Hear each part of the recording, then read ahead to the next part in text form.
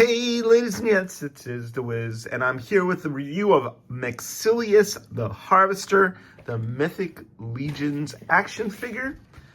Let's get right into this. Here is the bio. Maxillius the Harvester. Before the Lord of Death appears, there is Maxillius the Harvester. Necronominus comes forth to raise the dead and grow his army. And the harvester's job is to give his master fields of freshly reaped bodies to turn to his side. Maxillius is as unstoppable as the passage of time. He is a force of nature that cannot be reasoned with or slowed. He exists only to kill. Entire companies of knights have fallen at his feet as the harvester comes to reap. A scythe in one hand and an hourglass swimming with the souls of his victims in the other. When you hear the rattling of his bones, of the bones he wears upon his chest, you know the harvester is close. Maxillius the Harvester. Cool character, very much like the Grim Reaper. I noticed that in the bio, his hood is over his head, so you don't really see his eyes, which are kind of the most unusual thing about his design. So you can just see his nose and you can just see his teeth. And I think I kind of need to futz around with the hood a little bit to pull that look off correctly. But I think it looks pretty good like that. It's the Grim, sort of like a Grim Reaper with the scythe, and it's a very versatile figure in that it can be configured various ways. But I have to say something about the primary head, and this is just a personal thing. It creeps me out big time. Take a look at that. I'm not one of those guys who's like a huge fan of horror movies and scary stuff. Not a huge fan. I don't think I've seen more than one or two horror movies in the theater in my whole entire life. I did watch Walking Dead. My wife was watching it, so I started watching that. That was kind of the first sort of horror television program I've seen. The only thing I can compare this to is, I believe from Vikings, there's like a seer or a prophet that has like eyes that are crusted over like that, and it just creeps me out. Like, I don't like it. It just it makes me vaguely uneasy, but your mileage may vary. So with the hood over like that, I like it a lot better. I also like the fact that he comes with an alternate skull, a regular, skeleton skull. And you know what? I might just pop his head off and put that skull in, because let me see if I can. If you take this head off and you put that one on and you put the hood over his eyes, for me, I'm just saying for me,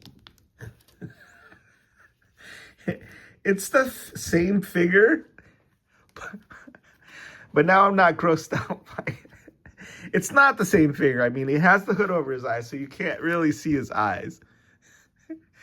But he's creepy, man. That head is creepy. So I'm glad they gave us that particular option.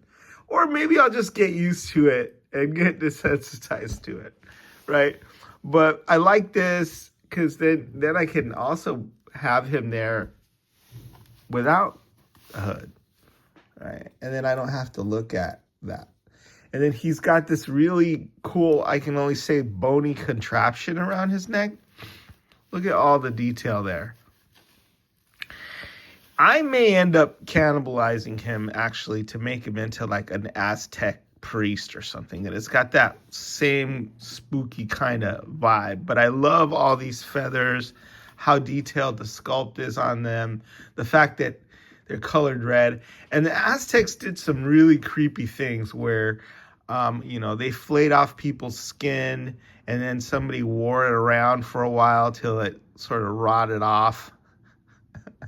So I can see them putting together some sort of weird bony contraption like this.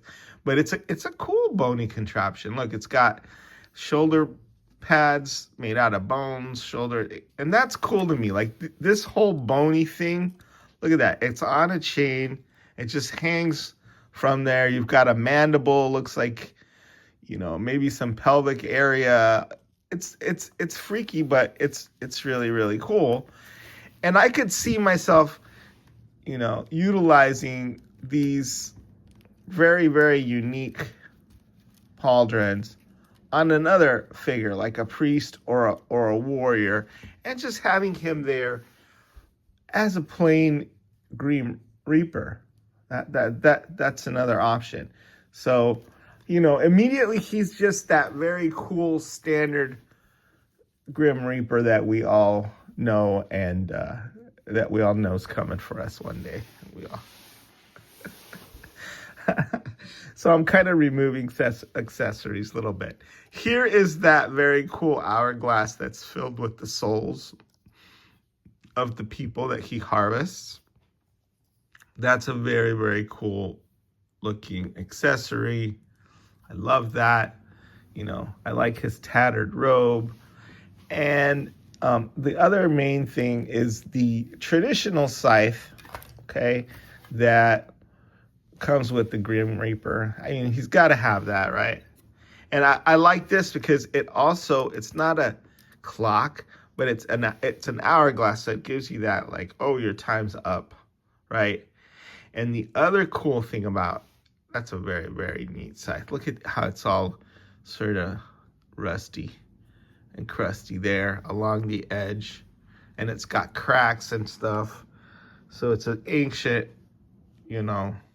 tool for reaping. When our time comes, he just takes our souls from our bodies and takes us to the underworld. So it's got long sleeves. Underneath you have the basic skeleton that we all have become familiar with.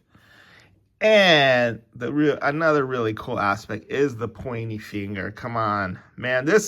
Something about this little accessory and giving us the pointy fingers, just next level. Took the skeletons to the next level, because he's like, it's the cold embrace of death. Look, here's another one of the, skeleton pack skeletons. Put a little poncho on him, but the way they can just point at you, right? That's freaking awesome. It just gives him so much attitude. And then to have, the embodiment of death, right? Just coming up to you and pointing their bony finger at you. That's creepy and cool at the same time. Oh, I wanted to show that he's got a little brown undertone to him. So that, if you can tell, this is Maxillius the Harvester, and this is one of the bones I got from the I forget what he's called, the Bone Legion Builder or whatever. So you can see there's a difference in color there, and it's cool that Maxillius, being probably one of the most ancient beings, has a little bit more earthy tone to him. So he's brown, right? And of course that matches his head and everything. But you can mix and match skeletons. I don't know why you would need to. The other thing I noticed about this is that his belt is tied in such a way so that you can tighten or loosen it really easily, right? He needs a belt, I guess, so his robe doesn't fall off.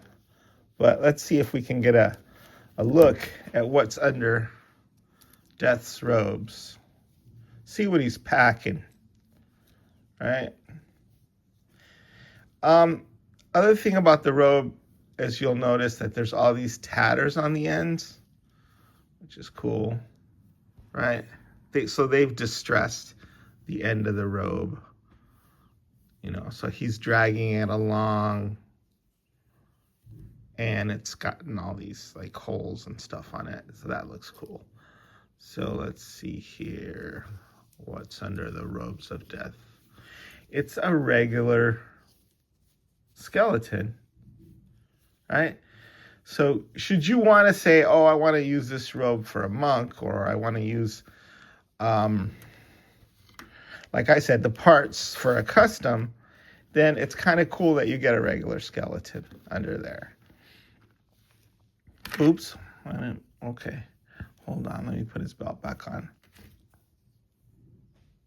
But I'm going to keep him in this configuration because I've got plenty of skeletons, and then I've got more skeletons coming with the skeleton 4-pack.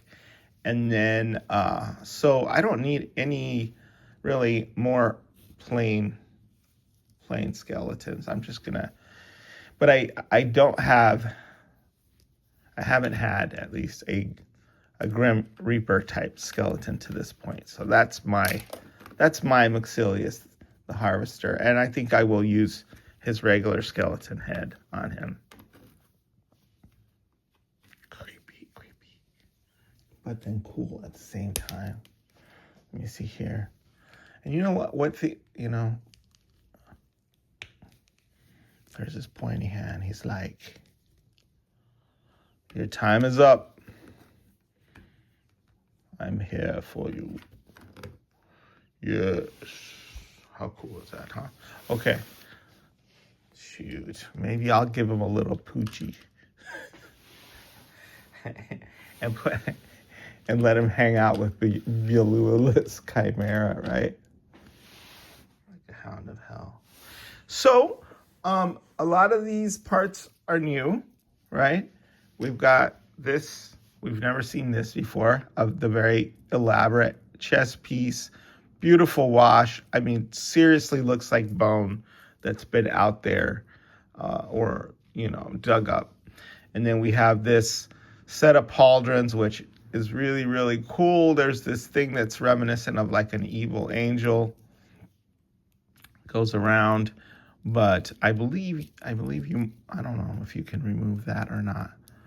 But it's kind of like a halo. And then this creepy feathery bit, which, like I said, that's gonna go to one of my Aztec customs for sure. We've got the two heads, the regular skeleton head, and where do I put this? Let's just put it right here. Okay, we got the regular skeleton head, and then this dude. This creepy ass dude. I don't even know what sort of condition would cause that kind of bony growth to go over his eyes, but maybe, he got sick of seeing people die.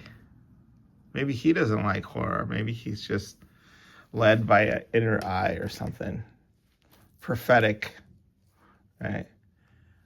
And then, of course, the scythe. Whoosh. Whoosh.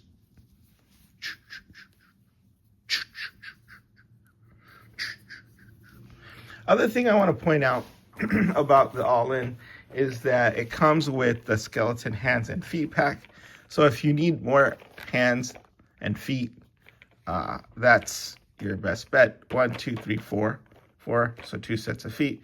And then 1, 2, 3, 4, 5, 6, 12, a dozen set of skeleton hands. And I think these are going to be popular because people are going to have so many skeletons. I'll tell you what, if you have a character that is basically covered head to toe with a robe, I've done this before in a skeleton costume, is I've taken the body from a Home Depot skeleton that costs $4. You add some hands and feet, right? Which is the part that you can see outside of the robe, and you add a Mythic Legion's head, and guess what? All of a sudden, you have a new skeleton that you don't have to use a Mythic Legion skeleton body on. You can just use the extra head, arms, and feet, and it's like a $5 it's not a Mythic Legion. I mean, it doesn't have all the sculpt and all the posability, but it has some of that. It's covered by a robe, and you can build up your armies pretty quick, but you need a kind of a robe that covers them head to toe to pull that sort of trick off. But I've done it. So, pro tip. Anyway, Maxillius the Harvester, like I said, really creeped out by the main head for me, but obviously people love that kind of creepy stuff. People love horror movies. I've learned, and I'm sort of an exception. I had a sheltered childhood. But Maxillius the Harvester, I think, is, a classic Grim Reaper type figure, and I wouldn't want to miss him. I want to show you my Greg a Jack figure, and I want to show you him with the accessories I got for him in Spain. Here's the censer. I filled it up with some green herbs so he can swing that back and forth. And then here's the sword that I got in Spain. It's a Toledo shield sword. It's real Toledo steel, so it's a steel sword. And I just wanted to show you that in case I didn't show you in the other review. All right, and he still has his giant hammer, but I wanted to give him something special from Spain, so he reminds me of what was going on there, because he reminds me of the cathedrals that I saw when I was in Spain and I was in France last. So anyway, Maxillius the Harvester, great figure, and very, very versatile. Lots of different ways to pose him and lots of different configurations. And I'm going to have fun playing with not only the figure, but the parts. All right. Is the Wiz signing out.